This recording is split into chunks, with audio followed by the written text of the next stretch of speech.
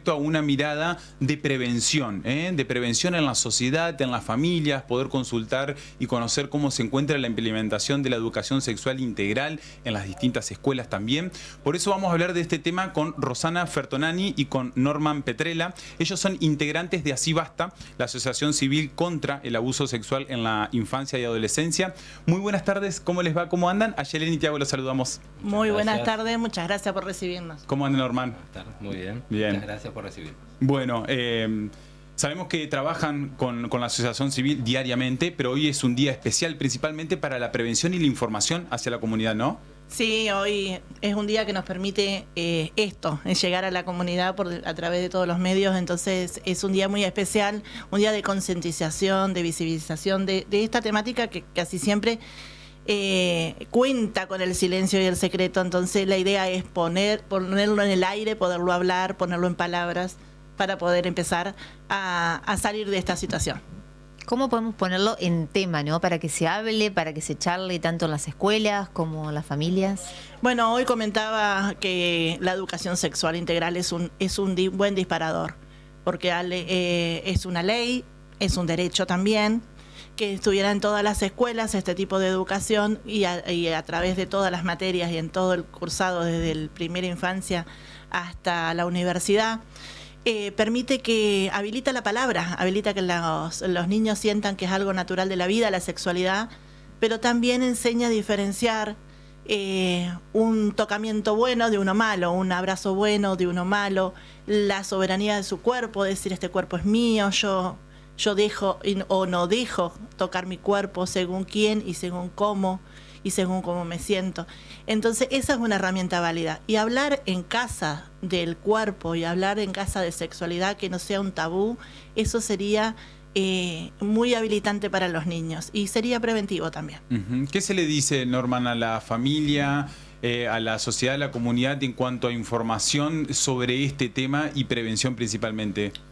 Bien, como decía, acompaño lo que decía mi compañera, y a la pregunta de ustedes nosotros hacemos un distingo, porque no pocas veces se puede informar a las familias y el abuso es intrafamiliar. Bien. Entonces para esto la institución escolar, porque es el lugar donde los niños, podríamos decir casi naturalmente, diríamos, naturalmente por una cuestión de edad, primaria, secundaria, concurren, y no pocas veces se puede develar, es posible que se devele ante una maestra, un docente o un personal escolar, y el mismo puede ser abordado. Sabemos que existe en la provincia de Entre Ríos un protocolo de actuación que ante el conocimiento por parte de un docente o alguien del establecimiento escolar puede iniciar toda un mecanismo de actuación administrativo. Cuestión de que muchas veces el develamiento tiene que ver cuando el menor comenta el evento y el hecho que es intrafamiliar.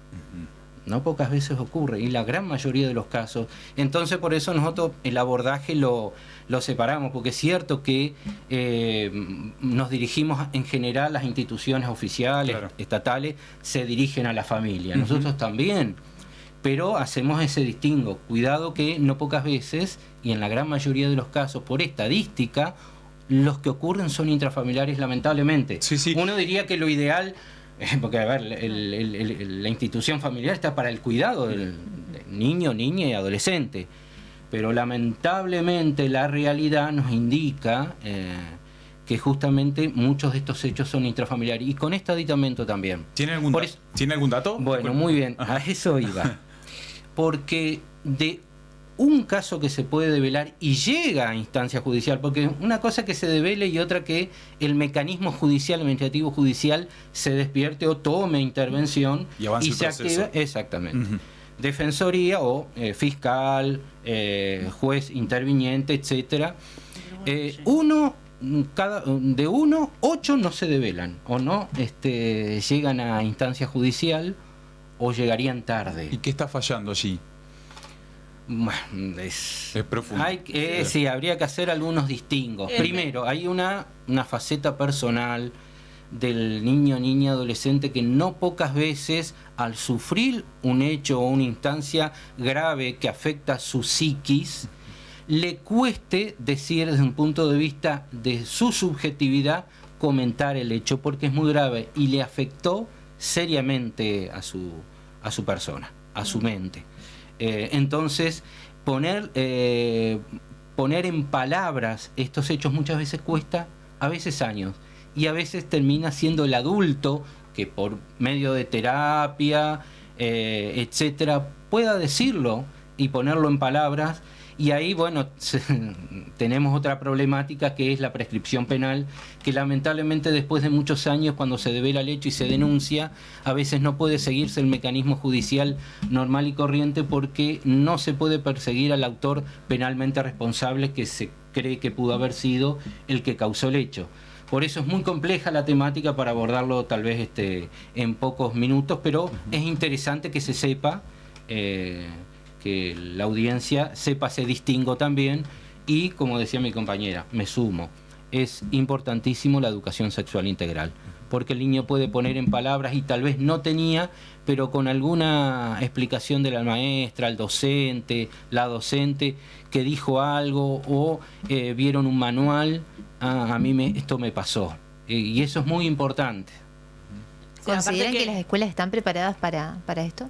Deberían, es una ley que está en vigencia. ¿Qué se ha logrado y qué es lo que resta? Se ha logrado que, dependiendo mucho de la disposición del docente, muchas veces, o del directivo de la escuela, falta que sea cotidiano, falta que esto sea parte de la materia, pero estamos con todo le cargamos a la educación, pero también faltan campañas de difusión en la sociedad.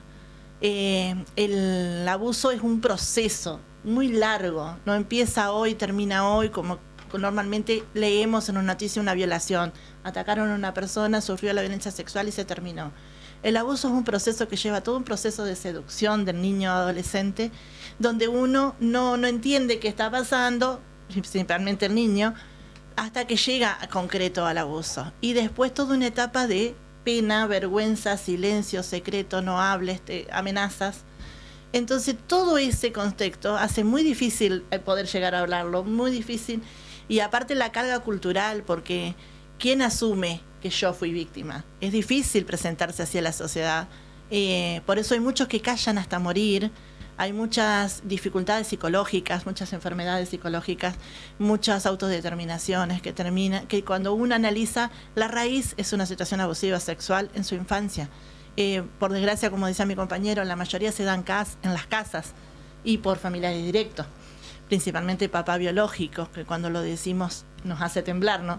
Pero también en los lugares donde los niños deberían sentirse protegidos, en la iglesia, el club, el taller de arte, de danza, el entrenamiento de rugby, no sé, en esos lugares donde uno, como padre o madre, confía a sus hijos y donde los niños se sienten confiados y protegidos. Allí es donde muchas veces se esconden los abusadores, agresores sexuales, y aprovechan toda esta temática. Y el día de hoy es la internet.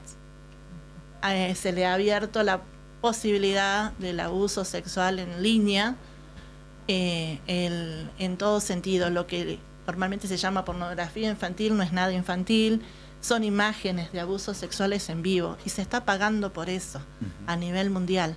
Entonces se le abre la puerta a este delito de una manera exponencial y seguimos sacrificando niños en ese sentido. Entonces salir de esa situación, ¿cómo lo vamos a poner en palabras? A veces nos cuesta pensarlo. ¿Cómo lo vamos a poner en palabras cuando son redes mundiales?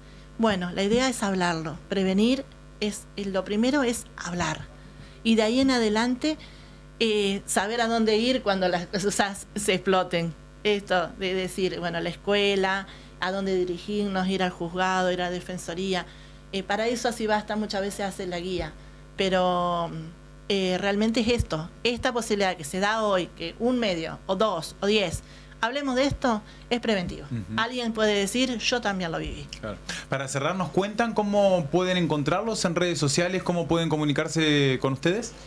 Bueno, nosotros tenemos página de Facebook, que es Así Basta, página, en espacio en Instagram, que es Así Basta Paraná.